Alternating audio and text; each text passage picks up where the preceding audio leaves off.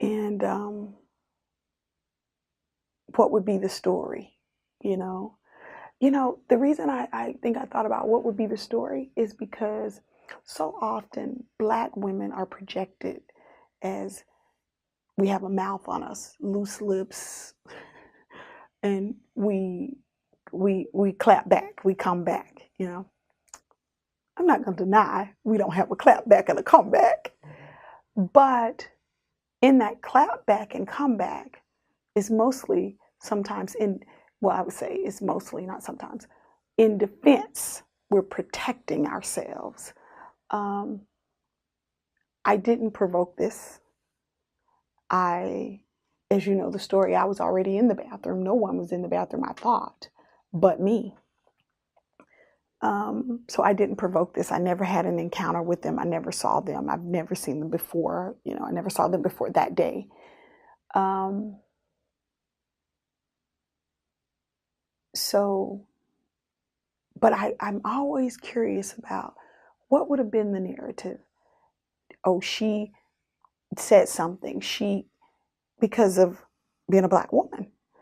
But that wasn't the case. And the scary thing about that is they really didn't say anything to me. They just stood there with a knife in hand, fists, and, handball to a fist.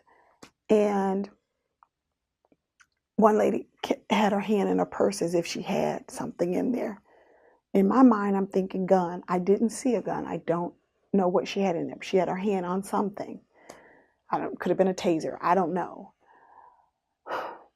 But what I do know is I know evil and I know racism because of living in Alabama.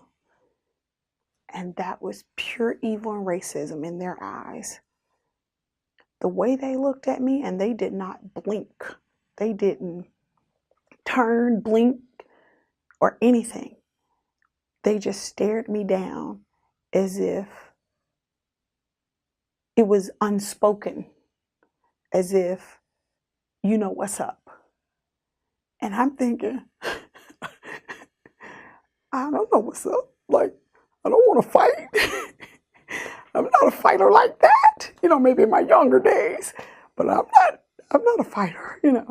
And so, I'm glad I can laugh about it now. But I tell you, in the first 4 months, um, I couldn't laugh. I couldn't joke about it. It was too painful. And I will say this. I am so happy that I got to the point where I could do New Day same time. I'm so happy that I got to that point that I could produce this short film, because it felt good to tell the story. And I remember we had this great actor who played my role. And I remember saying to her while she was preparing, I remember explaining to her what it felt like. She was like, "What was that like?" And I remember, and all I could do is just cry, and I couldn't really explain to her because I was just crying. And now I'm not crying as much.